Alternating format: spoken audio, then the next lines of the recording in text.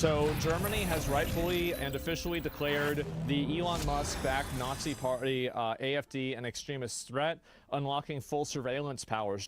Now to politics in Germany, where the far-right political party, the AfD, Alternative for Deutschland, has been classified as an extremist organization by the country's domestic intelligence agency. The AfD made major gains in recent parliamentary elections, standing on a platform of opposing immigration. According That's to the extremist, is to not want immigrants? I mean, because, like, I would understand. I mean, like, if, for example, like, they were bombing places, or they were violent, or, you know, they were talking about, like, you know, let's finish what Hitler started, or, like, some crazy shit. Like, yeah, of course. Like, yeah, they are an extreme party, and this is, like, basically, again, a terrorist organization. But, like, if this is something bad that they're doing, let's find out why. It's not just that. Okay, well, let's see what the reasons are. agency, the AfD wants to exclude people from the democratic process based on their ancestry or ethnicity, and this, it said, is incompatible with the German constitution. The AfD has described the news as a heavy blow to democracy. Well, let's speak now to Clara Pfeffer, a political correspondent for German outlets RTL and NTV. Clara, thank you very much for joining us today to tell us more about this. And take us through what the intelligence agencies are saying, their reasoning for this decision. Yes, thank you very much, and hello from Berlin. They are basically confirming a suspicion that they've been investigating for years now. So the AfD has been a case of suspicion of being extremist for years, and now they've compiled a paper of 1,100 pages that is saying we have it confirmed. We know that the AfD is not against basically the democratic principles of our German constitution, specifically because it is trying to exclude entire groups, especially people with a migrational background and people who are of Muslim religion. So they have found proof, and that's not everything. I would say that's pretty extreme. Yeah, that sounds pretty extreme, to be fair. They've also found more and more proof and put it together into that paper, saying that the AfD is repeatedly using Nazi slogans. Show the proof? Okay, all right, very simple. If there is proof, I support it. If there's not proof, I don't support it. Right? Like, wouldn't every statement that a person makes on something being bad or good be implied that proof is provided? 30 seconds before you attack. Like, why would I say something if there's no proof for it? Like, we are operating under the presumption that proof exists for this. Now, that assumption could be wrong, but if the assumption is correct, I would say this is pretty extreme. It is. It's extreme. Wow. Usually not allowed in Germany. They have been saying that we should change our way of remembering the Holocaust. So they've just put everything together that we've been seeing, and also many people have known for years. And you must also know that the AfD is already classified as extremist in 3 different states in Germany, and former Eastern German states. So this is now. Didn't the AfD like let me see, like aren't they like one of the most popular parties? So AfD is blue, and this time I mean that's a lot of people. And here's another one. It's 152 now. Germany's conservative celebrates an election win, but AfD's historic gains loom. And if you look at this one's 2025, it shows the AfD at plus almost out. They just hired, so it's growing almost twice as fast. Besides FDP, I don't know what that is either. Oh, SD, yeah, this one's also growing very fast. It is the fastest growing party. It's the second biggest party. Okay, that's a lot. Wow. It's confirming that is the case not only for these. I think this is like one of the problems of like it's like a democracy paradox, right? Where I'm sure those are bad. It's like if enough people get together and they democratically want to get rid of a democratic process, how do you deal with that? Like, and I don't know what the answer to that is at all, right? But like, if the people want this, right? It's like, how do you deal with the people wanting something, even though the thing that they want would not be possible to want if they got what they wanted? I don't know. You need an extreme majority? Yeah, I guess we'll find out in 4 years. Germany has its constitution. Well, look, the constitution, these are all just bullshit, right? I mean, this is all, they change these rules whenever they want to. Nobody gives a shit about this. This is the U.S. People care about it. No, I'm being honest. It is a sheet of paper. It is a sheet of paper, and people will not make decisions that will overrule their material conditions because of a sheet of paper. We've done it many times here in the U.S. I have found more lost souls. States, but for the entire German country.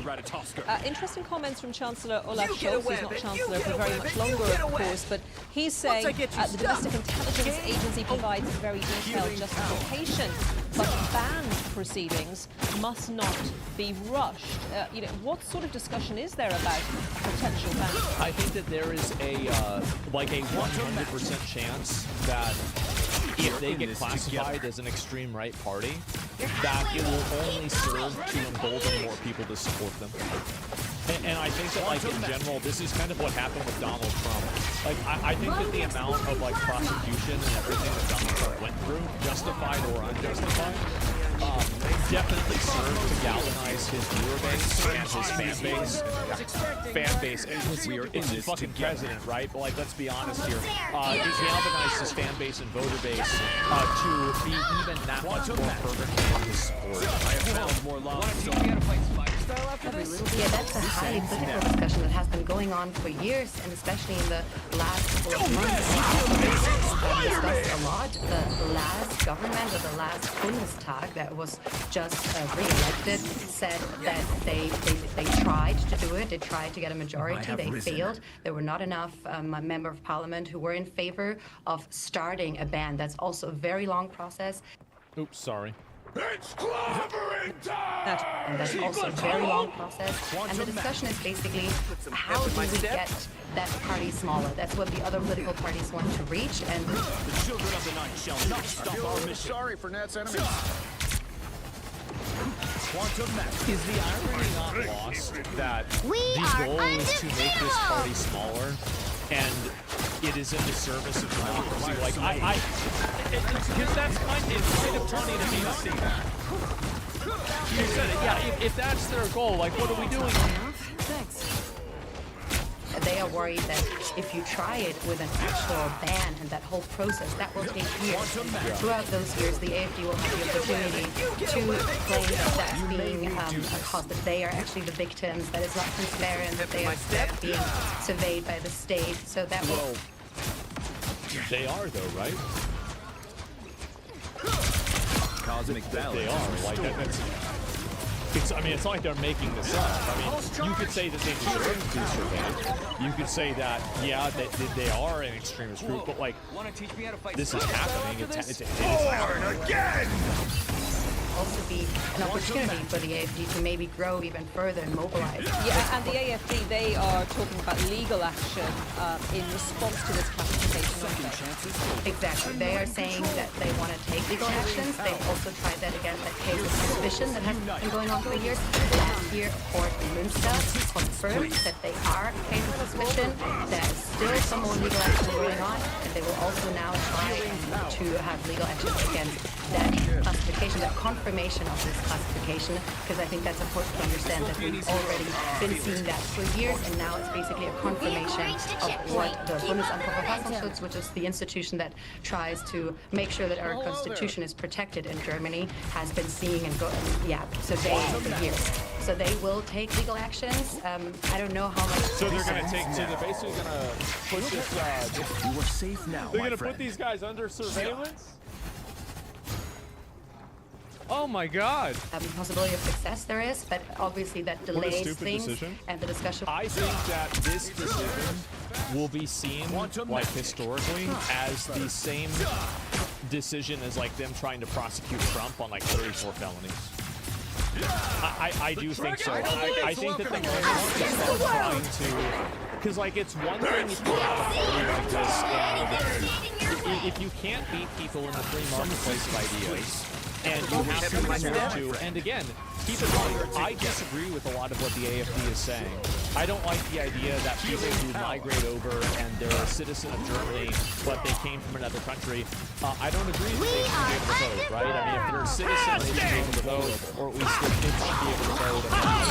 I believe in that. That's not true? Well, I'm just saying, like, if it's not even true, okay, all right. Here's my point. Let me just take a step back and explain my point of view. Ultimately, I think people have the right to be governed by who they choose. Whether this is a person who is a racist, homophobic, anti-democratic, who is an asshole, who is, you know, like a socialist, a communist, I think people have the right to elect who their leaders are. Fundamentally. And if you don't have who's anti-demographic, yeah, transphobic, yeah. Well, I mean, like, we've elected a lot of people here in the U.S. that are transphobic, right? Taxation is representative.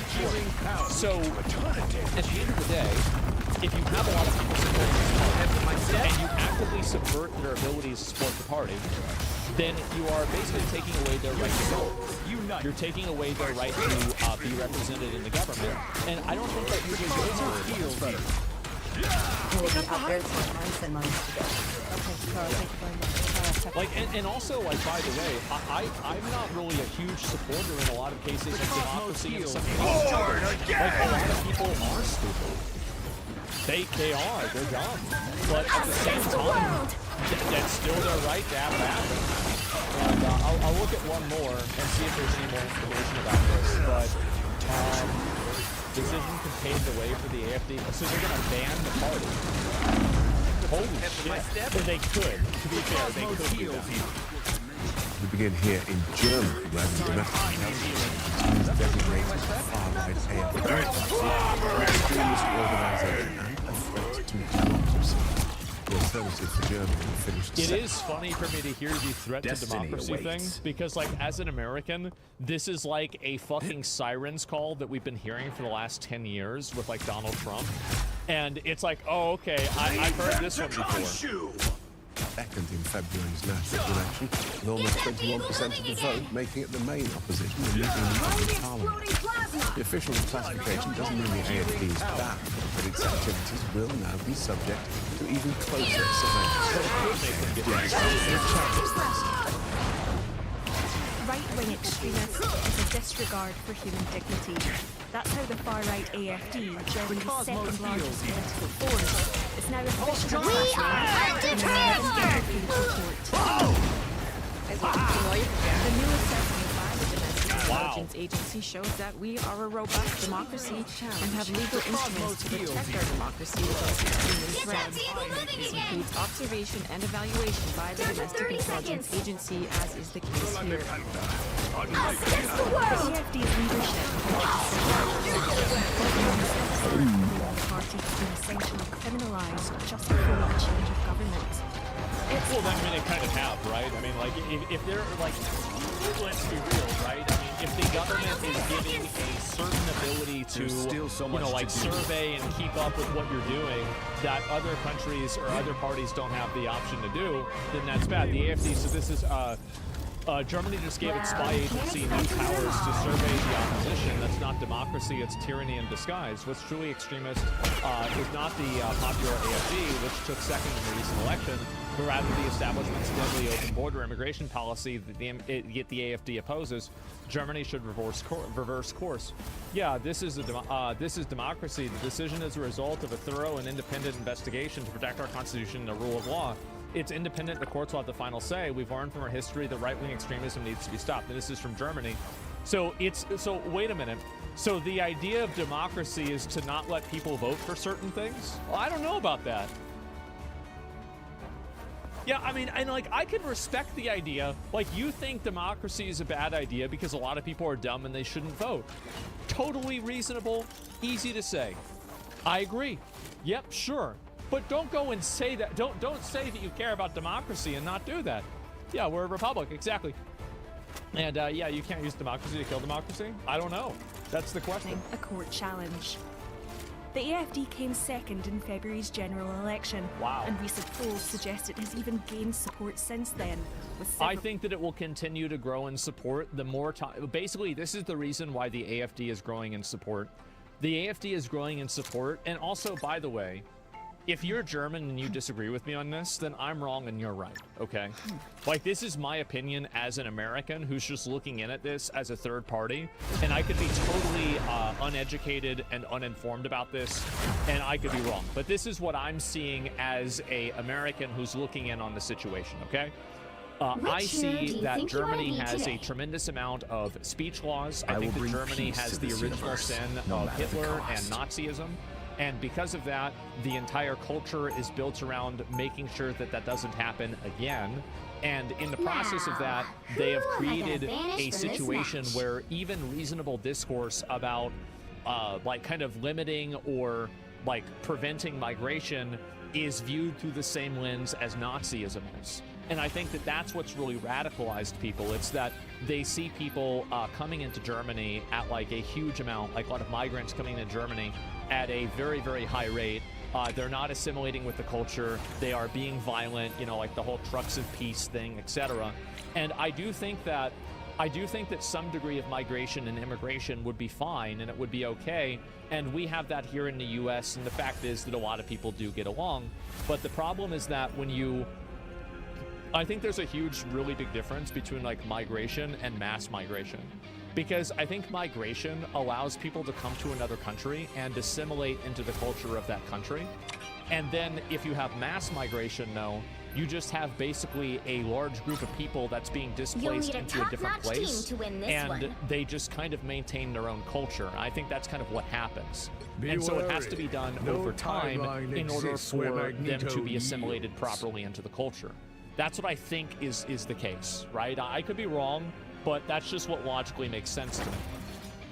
So, yeah, it's not that they're not allowed to vote for AFD. It's the AFD hasn't followed the Constitution with their political policies, and their policies in the future will lead to a less democratic society. Yeah, I mean, I understand that's what they're saying, but what I'm saying is that people have the right to, like, this is... Round one. Here's an interesting, it's interesting philosophical question, right? Do people have the right to democratically vote 30 seconds to have before you less attack. democracy? Get ready. Do they or not? Not in Germany, right? Yeah, but I don't care what the constant. Who cares what the? Anything they throw our way. Oh wow, some old fuck that's probably dead wrote this down a long time ago. Let's base everything off of that. No. I don't care what any rule says. I don't care what any of this says at all. I only care about what I think is good and bad. That's it. Whether it's our constitution, somebody else's constitution, any law, times change, and so. Is it good or not? Should you be able to or not? That's the question. You are under my protection. Not exactly. The Constitution can be altered. Yeah, you can change. Yeah, the Constitution can be altered. Same as ours. Like, that's why we have the amendment against slavery, for example. And women to vote. That's another one. The girl will not forget your sacrifice. In Germany, the Domestic Intelligence Agency said the party's prevailing understanding of people based on ethnicity and descent is incompatible with the free democratic basic order.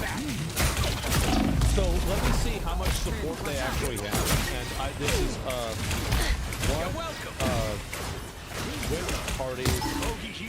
Women's parties currently This day we prove ourselves worthy. in based on most recent available data, here's the following of a ranked list. So AFD is number 2 with 20%. Okay. Graph of AFD support in Germany over the years. Alright, let's look at this. That's old. Okay, give me a second. I'm going to take a look at it. I don't have direct access to making a graph. Us against the world. So it has been going. Wow. AFD support in Germany 2013 to 2015. Oh wow. That's a whole lot. is real 26%. Yeah, so it's showing 26% support. The snap federal election saw AFD use, achieve 20%, doubling its 2021 result. So this was the last federal election, and this is this federal election. What about the one in 2017? It was 12%. So it's very clear that this is going up massively. I'll patch you up. Wow. 26% of how many parties? I think there's like 7 or something, like somewhere around 7. And so April 2025 polls showed it peaked at 26%, briefly overtaking CDU, CSU in some surveys. You shall not be harmed. Wow. The report said it saw evidence of ongoing agitation by the party against refugees and migrants. Well, yeah, there's agitation. They want to get rid of them. I mean, I could say that. Like, if somebody wanted to get rid of me, I would say they're agitating. Yeah. Yeah. You could easily say that. Social media. But what does this mean for the AFD going forward? You should always separate these legal instruments from necessary political debate. As you know, and as I've said time and again, the party ban procedure has very high constitutional hurdles for good reasons. That should not be ruled out, but it should continue. Oh, so they're probably going to party. They're going to try and ban the Or party. a dagger. The Well, vehicle I mean, reached not the really. checkpoint. They're going Keep to, up but the like they're momentum. saying they're not ruling it out. Be handled very carefully. In any case, it's not something that is automatic. Due to Germany's history, banning parties is extremely rare. Any attempt to do so would be a highly controversial real move. firepower. But this new classification will no doubt intensify the debate over whether such a ban is just If they ban the party, Just embrace the light.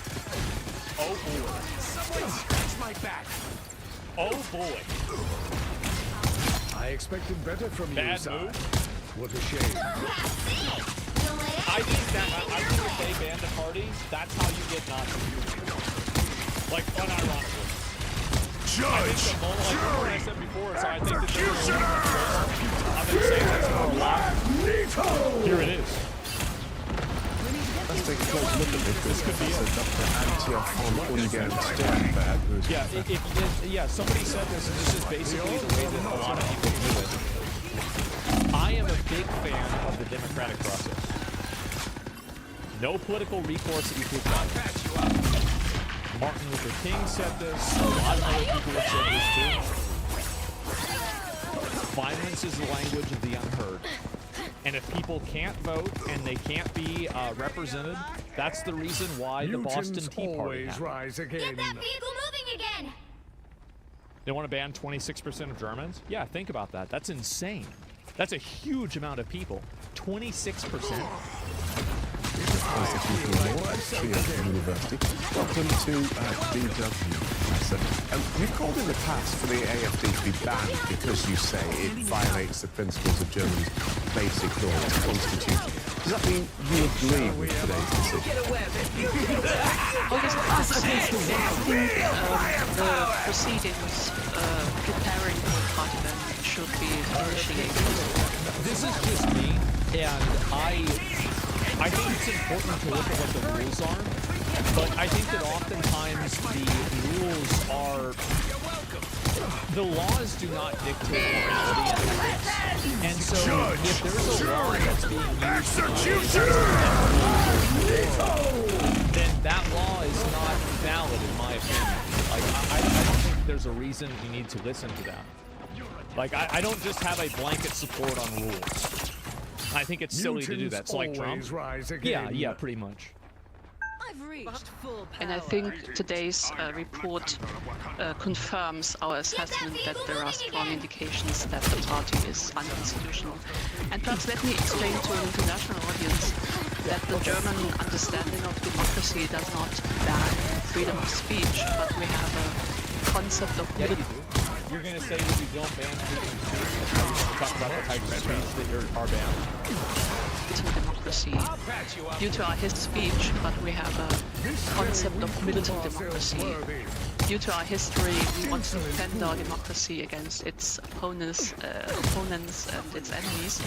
And therefore, in the last resort, we also have the instrument of a party bank. But we also have this very strong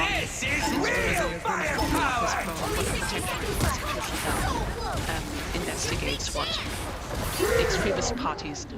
Right. That's very clear. Thank you for that. Is it the policies? Is it the way they talk about the policies? Is it what they want to do? What is it about the AFD, do you think, that makes it incompatible with German law?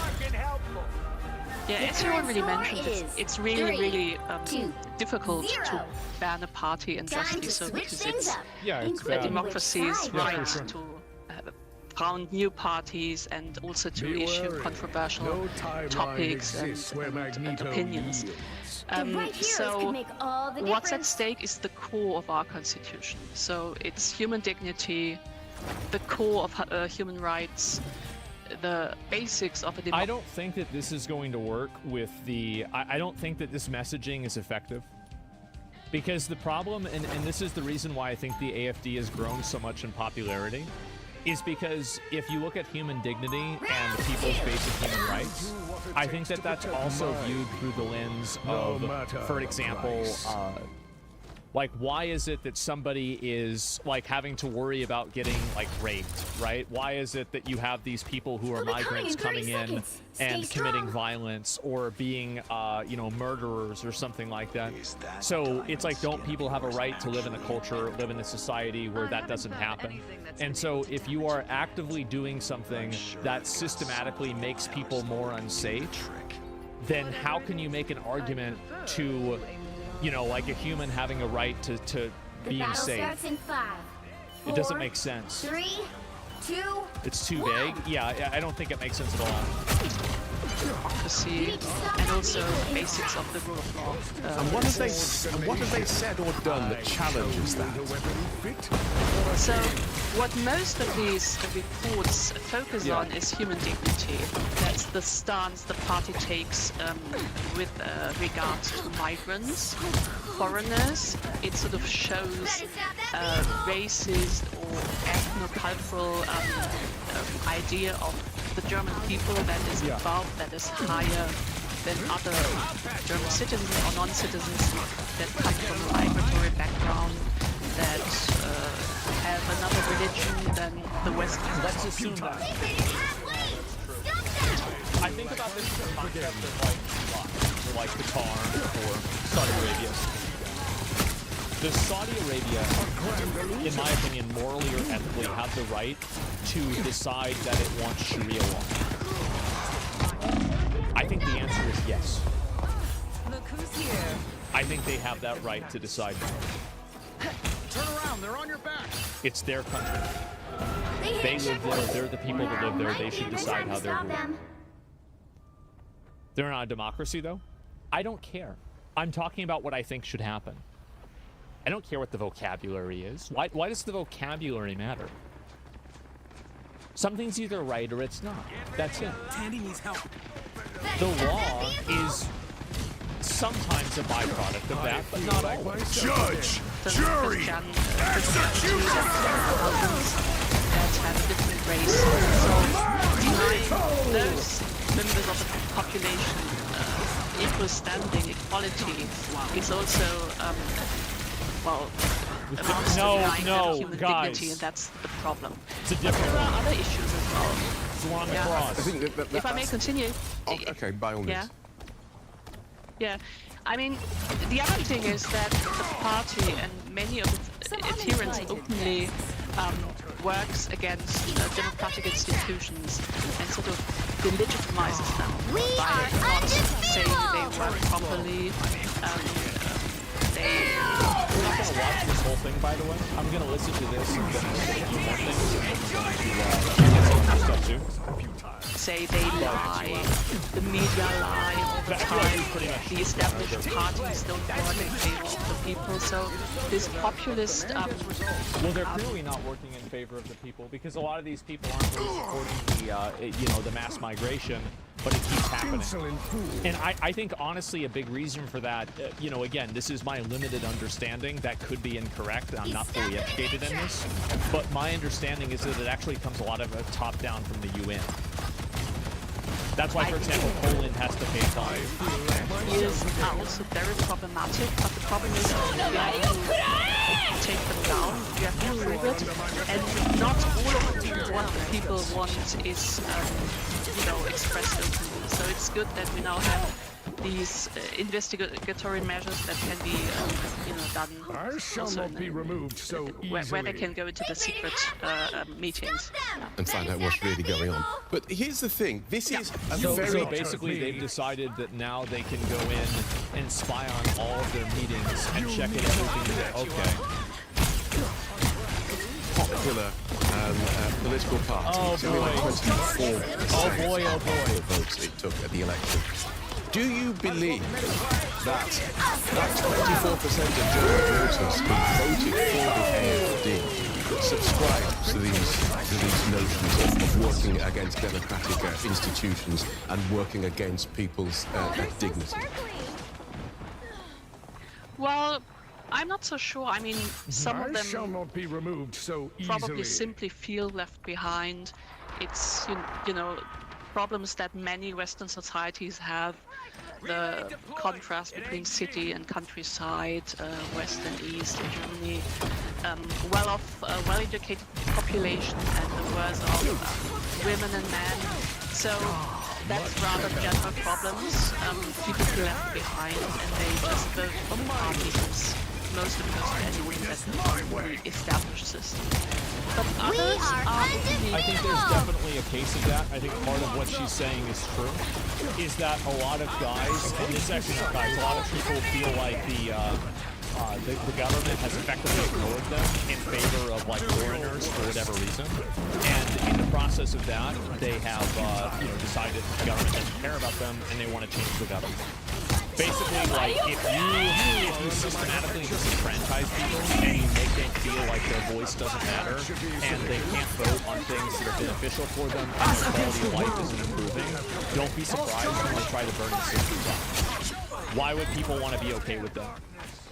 Xenophobic, I think, and because the are openly xenophobic, I think, and because the border of what you can openly say gradually shifts. Yeah. They can also be more outspoken about this, and she's referring to the Overton window and this shifting. And I think this is very true. It's true also in the United States, is that it's dramatically shifted recently, and I think that you see a lot more, you know, like very right-wing rhetoric that's not immediately removed. Magneto, give Dagger really big difference. They're terrified of that? Well, yeah, I mean, of course, because that's going against what they want to do. By the eye of Agamotto! Maximum pulse! I guess that would make sense. Yeah, it would be very, very helpful if you could ban the people that disagree with you. I think that's true. Absolutely. Except that if you ban it, and even by demonizing the AfD in this way, as I say, very popular political party here in Germany, don't you run the risk of disenfranchising that 24% of voters and further dividing German society? True. Well, yes and no. I mean, the division also comes from this rhetoric, I think. And also, as a constitutional lawyer, I have to look at the instruments that the fathers and mothers of our basic law gave us to protect. So, well, because the book says we have to do it, then we have to do it. Well, fuck the book. What's this argument to the authority of people who are dead? What the fuck is that? The Constitution. I mean, you can see in other countries what happens if you don't stop those anti-constitutional movements at an early stage. Already 25% is far too much. You should have started earlier trying to ban and to stop the party. You got to admire. I mean, she just comes out and says it. I agree. It's also a political problem, and of course, all the political parties have to she's mask off. All the work way. together to try to help solve problems, so that this feeling of being left behind and other serious issues are also solved politically. That's certainly true also. Thank you so much for talking us through that so clearly, Professor. Well, there it is. You know, they need to. She wants to ban the party, and it's hard to do systematically, but they want to do it, and they should have done it earlier. Okay. Well, there it is. That's pretty simple.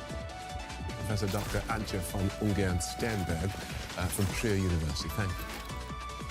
Thank you. Well, this decision has already become an international issue, certainly for the Trump administration. The AFD's problems caught the attention of U.S. Secretary of State Marco Rubio.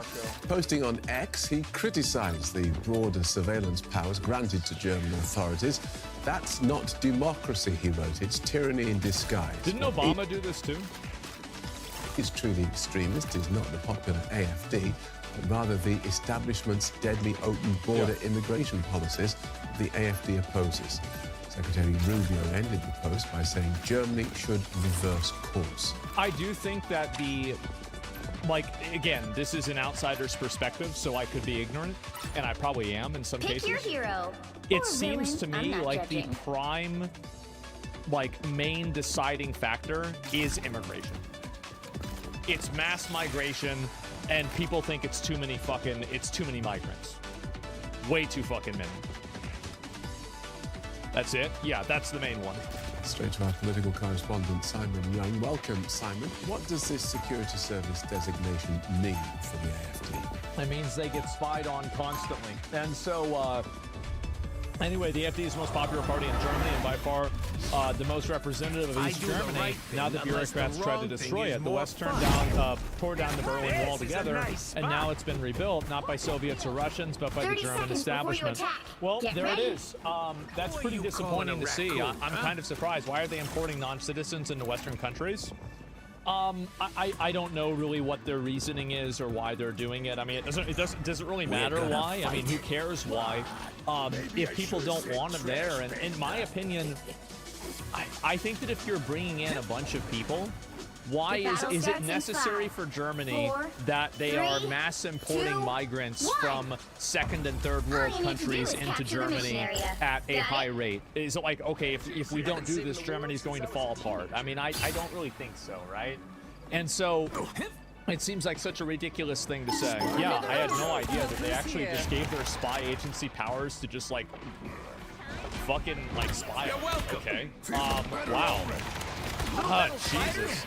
I've always thought that, I think that there's a huge problem in, Europe in general, where Looks like the mission area is yours to capture now. I think that being able to talk about ideas, I think they're so afraid of having something like World War II happening again that they are creating rules that will, I think, inevitably lead to the rise of a new party that will cause something like World War II to happen again.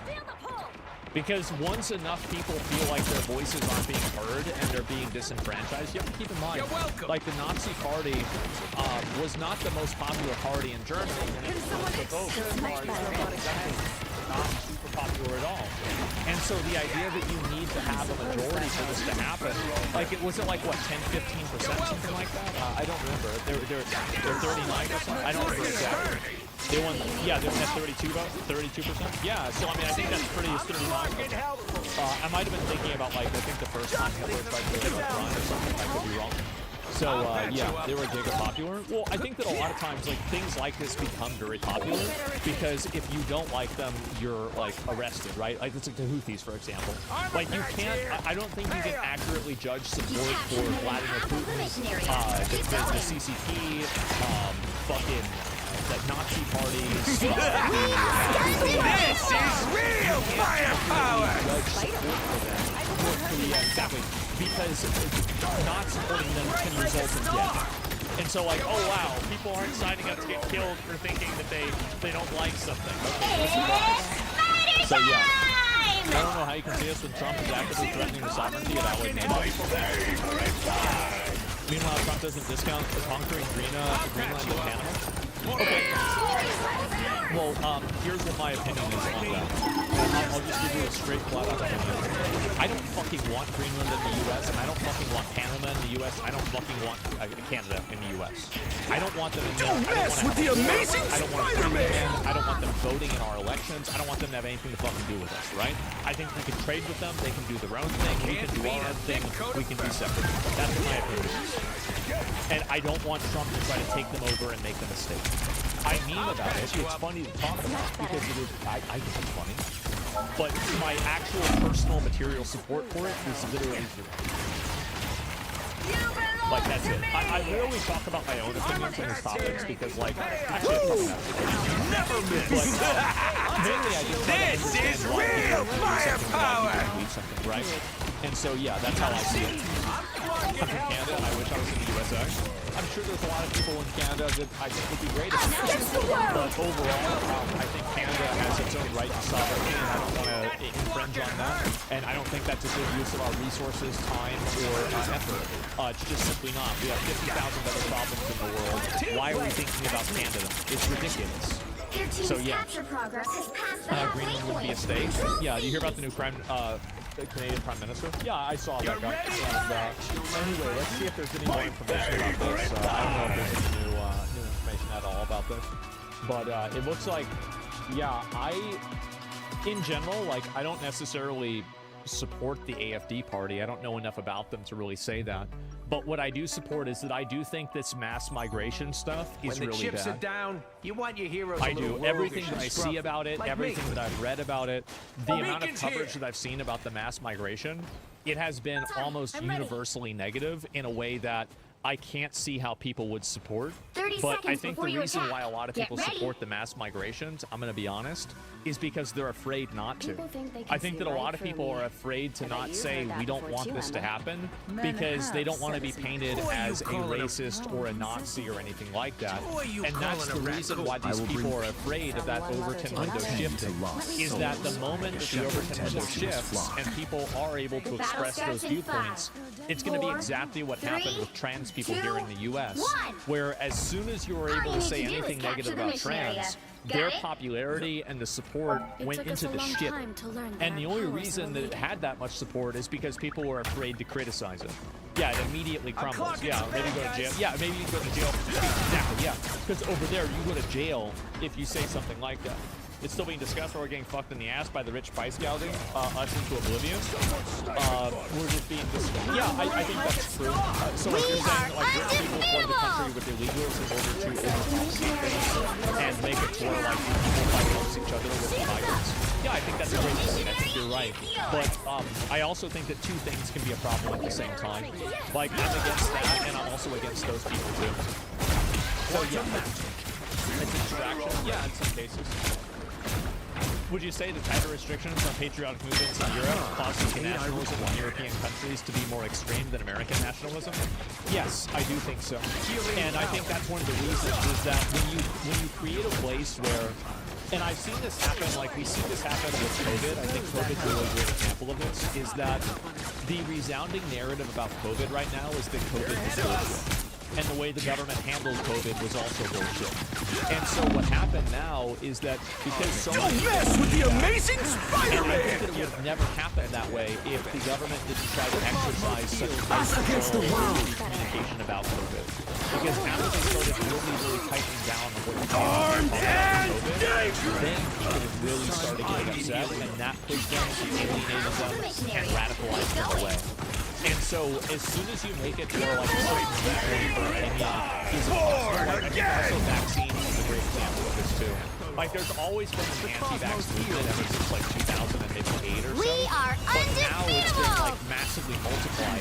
Tell us thanks for 10 seconds, I appreciate it. Judge, and it's been massively multiplied. Executioner! You have the COVID vaccine, the same polio vaccine. And I think the COVID vaccine did a tremendous amount of damage to people's trust in vaccines as a wholesale product. And now you have people like RFK, which I don't agree with RFK on a lot of things. There are some things I really agree with, right? But some things I don't. Vaccines are one of them. I I think that vaccines exist on the spectrum, and many of them are extremely safe, and you shouldn't throw the baby out with the bathwater. Just because the mRNA COVID vaccine might be unsafe doesn't mean that the measles or the whooping cough or the polio vaccine is unsafe, right? That's just common sense. I think that, and by the way, I think that's what most people think, right? And so anyway, did it destroy their trust too? It did. It massively destroyed their trust. And so because people couldn't speak out against COVID, I think now the overreaction and then people being Wait, bro, Adam, bro, what the fuck? In general, I think it is a direct, again, it's kind of like when I said about that Shiloh thing, right? And like the Carmelo Anthony, like the fundraisers. If Carmelo Anthony had never done a good scenario, then that Shiloh fundraiser would not exist right now.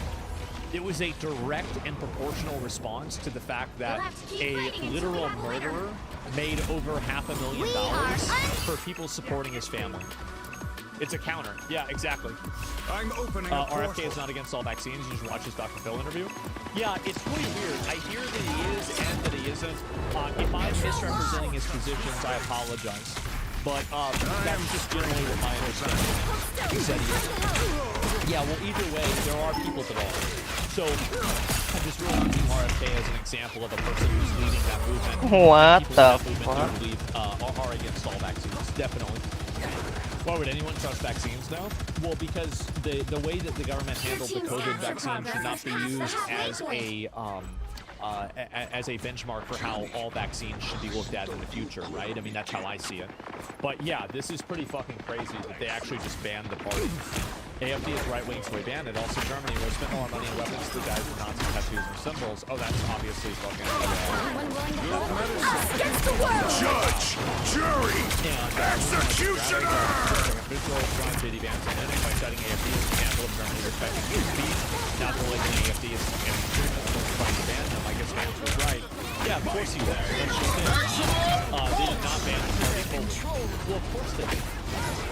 No, there's a process to doing this, right? By the eye of Agamotto! Basically making sure things are being surveyed a lot, and then after you survey them all the time, then you transition to creating sanctions on them, and then after the sanctions are on them for a while, then you ban them. It takes time, yeah, it takes time to boil a frog.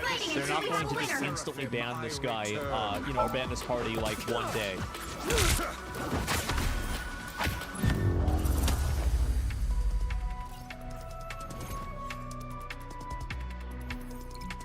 Listen, moral ambition is, in this country, obviously, has been somewhat outlawed, but... Magic is not to be owned. How do you define moral ambition as something that people should be pursuing? So it's pretty simple. It's the combination of two things. It's the idealism of an activist on the one hand, and the ambition of an entrepreneur. 30 seconds before it's the desire to stand on the right side of history before it is fashionable and to really devote your career, your precious time on this earth to make this world a much better place. Like you're trying to step into the footsteps of the great moral pioneers who came before you, the abolitionists, the suffragettes, the civil rights campaigners. But not as a hobby, as a vocation. Yeah.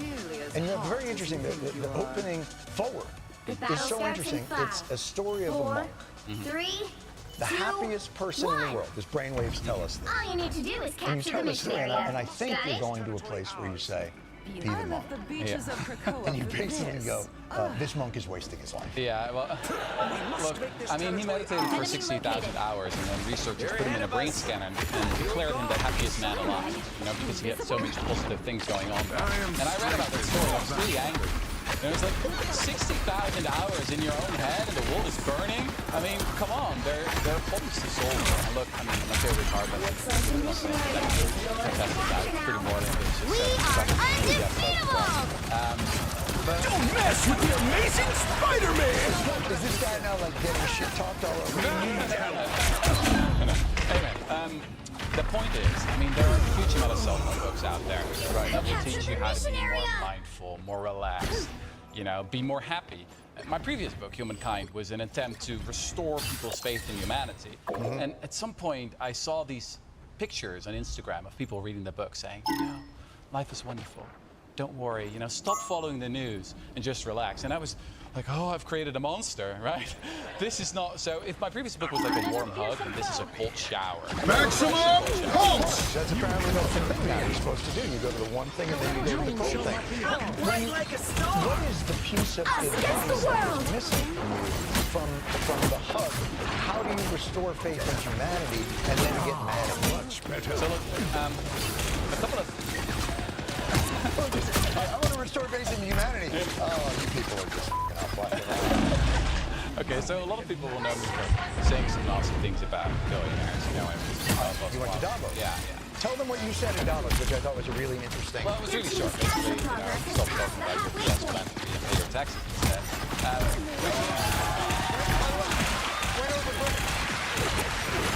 You get invited back every year now, right? Is that not really? No weapons of war. That was obviously, nice experience. But that asked yourself, does this make a difference? In the book, I come to the conclusion that awareness is multiple great, right? It's easy to go viral, shouting tax rates, destroy capitalism, kill the patriarchy. But the point is to actually do something about it, right? To really translate ideas and results. I think too often on the left side of the political spectrum, you see this with moral purity, and then also a certain kind of political morality, right? What it really takes to change the world is to build a coalition, right? All these great movements, the abolitionists, the civil rights campaigners, they were coalitions of people who very often didn't agree with one another. Don't mess with the amazing Spider-Man! If people agree with you for 80% of their time, they're not your enemy, but they're your ally. By the eye of Agamotto! Moral ambition or activism. I actually see it as pretty vibrant. We may not know their names, but there are so many people that don't get the attention that are doing what you're suggesting, but maybe without the access to the people that matter, like that don't get invited to Davos, but are doing the grunt work, like working in the trenches, trying to get their representatives to notice, or trying to make a difference. What do you say to people who are saying, like, I have moral ambition, I'm busting my ass out here, it's very hard to get maximum we live in a sort of inverse welfare society. So we've got the people in the so-called essential jobs. Discover that during the pandemic, they go on strike and that's a disaster for the rest. On the other hand, we have huge amounts of people, educated elites, went to nice universities, who have fancy resumes. If they go on strike, very often not all that much happens. I've got one study in the book from two Dutch economists, actually. They studied 40 countries and found that around 25% of people in the modern workforce think that their own job is socially meaningless. These are, by the way, mostly people... How many? 25%, yeah. I would actually think that'd be higher. Well, it's quite a lot, John. It's 5 times the unemployment rate. Is it really? Yeah. 1 out of 4 jobs. Yeah, exactly. And these people, I mean, last week I was at Harvard. Well, look at you. Well, it's an interesting example where you meet a lot of bright young students, right? Who are generally idealistic. Then at the same time, you know that about half of them will end up in what a friend of mine calls the Bermuda Triangle of talent.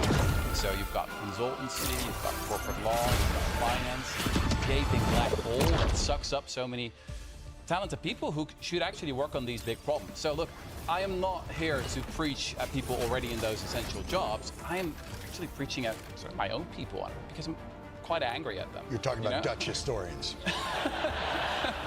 Yeah, people, who went to university, who had some education, who should feel this responsibility to use their skill set to make a difference. So do you consider them... Oh, you're very excited about that. What percentage, do you consider our system then of education and economics a moral failure in that regard? And are there places where what you're talking about works? Is there an analogous situation? There are places in history. I mean, was that the press? Oh. This actually gives me hope. I mean, this is what's so great about my job. In the book, I talk a lot about the British abolitionists. They were the most successful abolitionists. They built this huge movement in the late 18th century. And they considered their project to be part of a bit of a cultural revolution. They wanted to make doing good fashionable once again. What really fascinated me about them is that they were mostly entrepreneurs. So Now, 9 or 10 out of who 12 am I gonna of banish from this the founders match? of the British Society for the Abolition of the Slave Trade, they were entrepreneurs. You know, people who had built their own companies, who had skilled them, they knew how to get things done. Right. I mean, in the Netherlands at the time, yeah, it's pretty sad. There was a bunch of Calvinist social justice warriors who were mainly interested in their own moral purity. They didn't get much done. Right. In They were France- the ones who, on their Instagram pages, kept putting up the black square. Exactly, exactly. Yeah, I remember yeah. that. Yeah, yeah. And we've seen the same thing in the US, actually. The move from the Gilded Age to the Progressive era, right? And now back again. Well, but we could then go back again to perhaps another. Right. I do So see what signs is of what is going wrong? Because to my mind, the sticking point, and maybe this is semantics, but the sticking point doesn't appear to be people who are morally ambitious, but a system that is impervious to that is agnostic about moral ambition. It feels like there's enough people in this country working their Pick asses your off hero. for change and a Or political villain. I'm system not judging. that finds a way to ignore them in favor of insurance company lobbyists or drug company, like they don't have access to this system. Sure. How do they get access? Look, I'm a guy who comes from the political left, so I'm all about systemic analysis. You know, I'm the guy who loves to shout, like, change the system. But then writing in this book, at some point I got this feeling that perhaps, you know, this can become a kind of excuse as well, right? You can keep shouting like everything's wrong with the system, but systems, they consist of people, right? There's this We beautiful guard the quote from Margaret galaxy, Mead sure. who once said But that we should never sometimes doubt we the take power of stuff small other groups of people thoughtful, are committed guarding. citizens to change the world. And actually people on the right-wing side of the political spectrum, 30 they understand seconds that before very you well. attack. You know, Get Trump ready. didn't come out of nowhere. This was a 50-year project. It started in the early 70s probably with the Quill, Powell you got memo, your ship. for example. You know, this If you corporate do, lawyer from, let's get outta here. you know, that was on the But board of we're Philip supposed to Morris, save the and it world. was like, you know, let's build Fine. this whole movement to save take the over world. America. And then they created the Federalist Society Right. and the American So you Enterprise Institute. need- Like, you you need need- some perseverance. You Battle need the starts moral in 5, ambition to be 4, fused with, because on the 3, right, they 2, fused it very well 1. with their billionaires All and you their need to do media is capture the mission ecosystem. area. Whereas on the Got right, it? it perhaps because All it's right. not as If anyone needs me, homogenous, I'll be in it's my been a more, iceberg. it's more difficult. That was Is a the joke. idea I for can joke these too, you know. networks of Relay morally deployed. ambitious It ain't cheap. activists to connect with the entrepreneurs and funders and move in that direction I'll patch together. you up. Absolutely. And that's what we're not seeing. Yeah, so I co-founded an organization called the School for Moral Ambition. Everything I learned with the book is shown into that. Yeah. We like to see ourselves as sort of the Robin Hoods of talent. So Robin Hood famously took away the money. I know who Robin Hood For those who didn't know.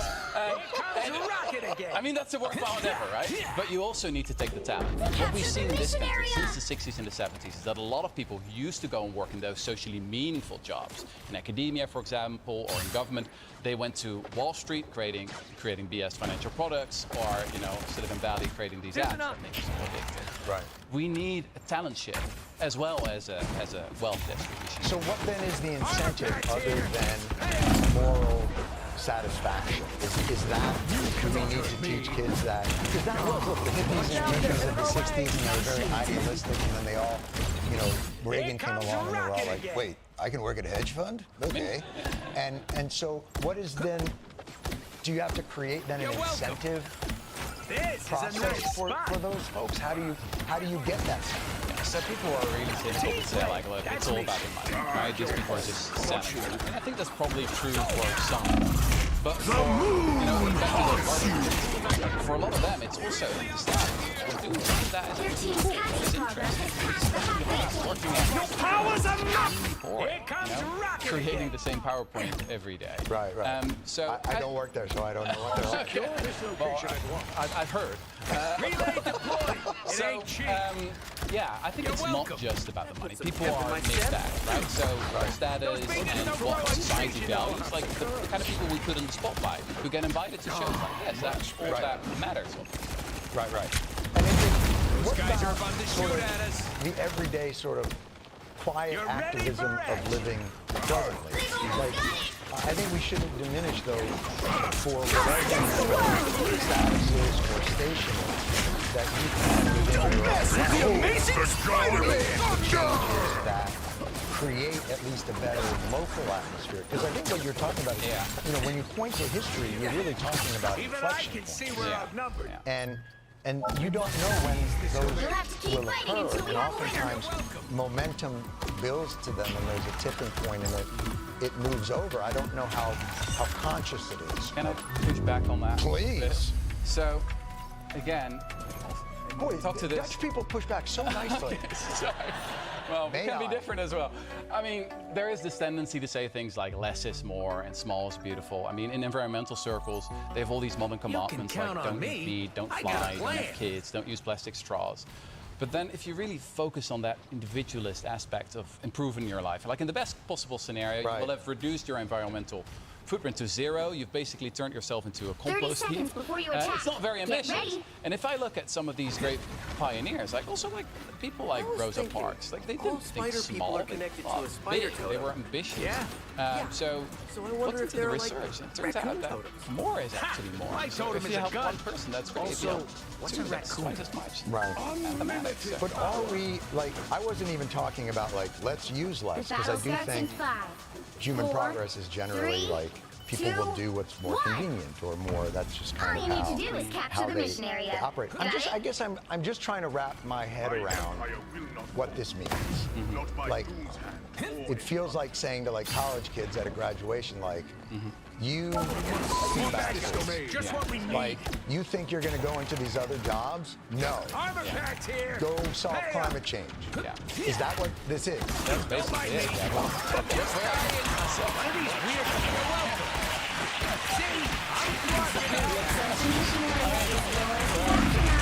This would be the greatest. The moon. The greatest graduation speech ever. You just get up there and go, listen, motherfuckers. One of the things we're doing is we're starting fairness scholarship. This is real firepower! You know, Texas. Now we're actually trying to recruit, you know, some of the best wealth managers, the best bankers, the best fiscal lawyers that we can find. This with like investing or better, is that just nonsense? It's not like a thin layer of corporate responsibility, corrupt broken business model. We've got to be much more ambitious here. We're not living in 2015 anymore, where you can say, oh, I'm doing good by doing well. 2015. And let's do a TED Talk about it. Those were the days. Yeah, no, that's not. I mean, this is 2025. We have one side of the political spectrum with a total moral collapse. I mean, democratic backsliding happening everywhere. Especially people who have some privilege, you know, whether it's talent, whether it's, you know, wealth, whether it's your network, use it. I mean, people on the left do so long things like, check your privilege. Yes, check it, and then use it. You know, have some skin in the game. Right. And is it working? So, And just before we go there, so if people want to exercise this moral ambition, how do they get their foot on that ladder? Do they have to come to your institute? Or is there... Your powers are mine! We're building a movement now. Don't mess with the amazing Spider-Man! To do the job because of it now, tuition is... Real firepower! We pay people to put their For real? Yeah. How much does that pay? Well, I mean, currently we're paying like an average Dutch salary. It's enough to live on. Obviously, I mean, we help people. You're really selling this. Thank you. No, it's also quite exciting, right? We have now 24 people in Europe who quit their job to fight big tobacco, for example. It's the most evil legal industry out there. They've created the deadliest product in the history of humanity. I mean, today we have this moral outrage about smartphones, right? Smartphones that make you addicted. There's TikTok on it. Imagine a smartphone that's so addictive and also kills you. That's a cigarette. So, anyway, we've recruited... I am ready to cause some chaos. Yeah, it's terrible, isn't it? Yeah. Note to self, smartphone that kills you. Awesome product launch. So the point is, like, it's one of our fellows in our village used to work with Behold the god of thunder! Now she's using that Right. Well, that's fantastic. And it starts off there. And have you done it in the United States as well, or this is right now purely European? No. We're starting. We're starting. Yeah, I came to New York in September. We're building out here. It's really getting started now. We're launching our first fellowships, as I said. Fantastic. And do you have some people that are lined up? Well, people can apply. So go to moreambition.org if you want to quit your job and do something useful work. The book is Moral Ambition. Get your application now. Yes! What's the word with? You're ready for action.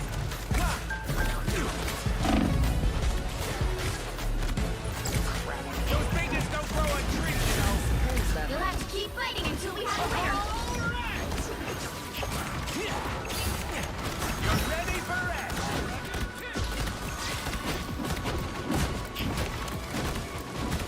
More bad guys.